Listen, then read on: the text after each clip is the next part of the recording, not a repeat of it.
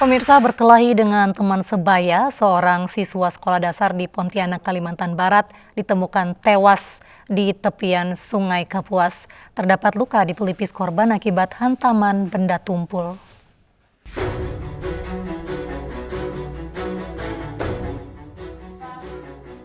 Duka menyelimuti rumah keluarga bocah 13 tahun yang meninggal karena dianiaya teman sebayanya di tepi Sungai Kapuas, Pontianak, Kalimantan Barat.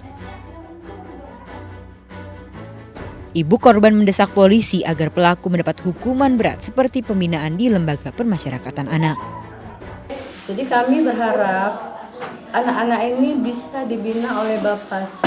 Karena dengan usia mereka seperti itu aja, pola pikir mereka itu ibaratnya mereka kelahi sama teman itu udah pakai media, bukan hanya tangan.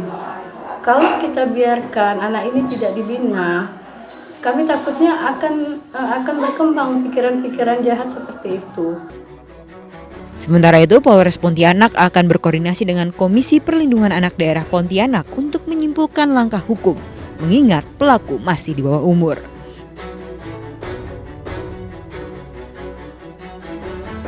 Dimungkinkan nanti akan dikembalikan ke orang tua untuk dilakukan pembinaan, namun tentunya kita melihat perkembangan situasi ke depan, langkah-langkah apa yang tepat kita lakukan untuk yang bersangkutan.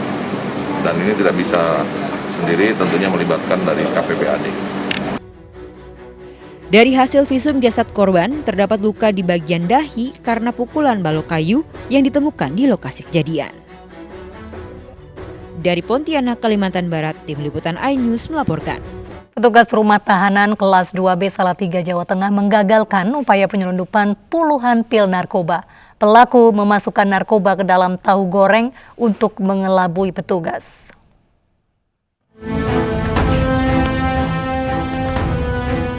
Inilah barang bukti narkoba yang akan diselundupkan salah seorang pengunjung rumah tahanan kelas 2B Salatiga, Jawa Tengah.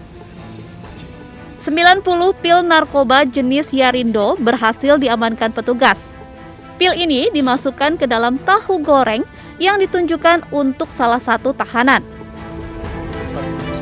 Penyelundupan barang haram ini berhasil digagalkan setelah petugas menemukan satu paket makanan berisi nasi dan lauk pauk yang dititipkan seorang pengunjung berinisial KY untuk dua napi bernama KK dan AA. Satu orang pengunjung atas nama Kelvin Julio itu menitipkan barang berupa salah satunya isinya adalah tahu. Setelah dia mendaftar, ada gelagat mencurigakan dari dia. Pada saat kita periksa bahan titipannya itu atau barang titipannya itu, dia terburu-buru untuk keluar dari rutan karena waktu itu penggeledahannya di depan rutan, dia leluasa untuk keluar rutan. Kemudian naik motor langsung pergi. Setelah kita periksa barang-barang titipannya, di dalam tahunya itu ada barang-barang terlarang obat daftar G, yaitu pil Yarindo yang sudah kita hitung semuanya berjumlah 91 butir. Hingga saat ini petugas masih mencari pengirim barang tersebut. Petugas juga terus menyelidiki peredaran narkoba di dalam rutan. Dari Kota Salatiga, Jawa Tengah, Lurisa Lulu, iNews melaporkan. Pemirsa, Polrestabes Medan meringkus komplotan curanmor yang kerap beroperasi malam hari. Komplotan tersebut mengincar motor yang diparkir di pinggir jalan.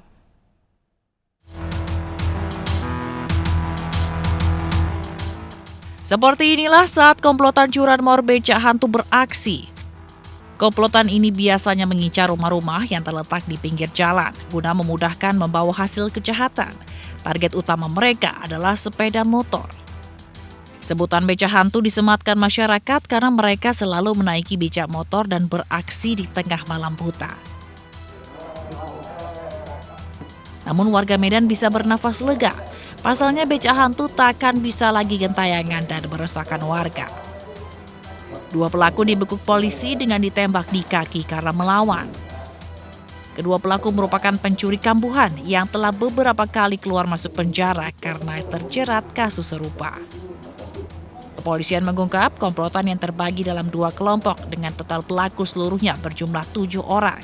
Polisi saat ini memburu 4 pelaku lain yang 3 diantaranya wanita. Ada beberapa pelaku yang masih kita kejar. Ada tim yang lain yang mengejar pelaku yang lain ini. Pelaku udah dibilang residivis atau mana? Residivis, pernah melakukan kejahatan yang sama pada tahun 2018. Untuk mempertanggungjawabkan perbuatannya, pelaku yang sudah ditangkap terancam hukuman 9 tahun penjara. Dari Medan, Sumatera Utara, Adi Palapa Harahap, iNews melaporkan.